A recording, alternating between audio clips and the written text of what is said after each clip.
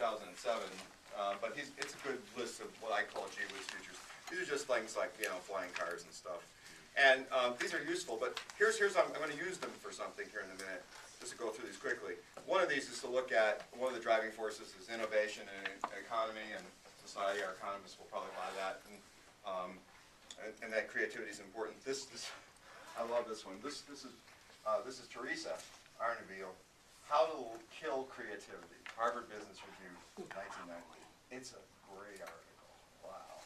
And what she's talking about is, I modify this just a little bit, but she's talking about the notion that in any organization you have motivated people who are interested in doing stuff, and they often have expertise, but what often not there is, and I add, this is my modification, is there are not institutionalized ways to enhance creativity. So, for example, you know the deal. Everybody in this room, probably the reason you're probably here is because you've had great ideas. So you think, I'm going to do that at the college, you know. So here's you're motivated, you're fired up, you want it to happen, right? Then you go in there and you've got the expertise to actually make it happen.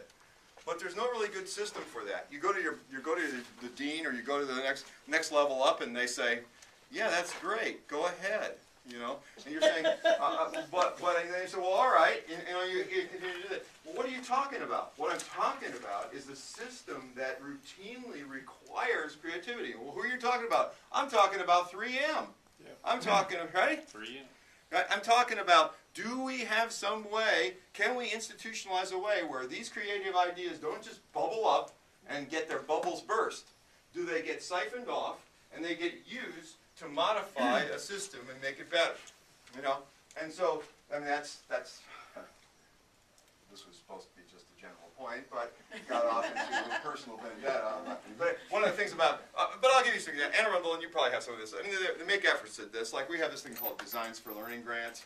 And they're small grants, and it supported some things we were doing. And it kind of rewards creativity and gives a little release on that kind of thing to try to do this. That's an effort. That's what I mean. Okay, and we don't do it routinely.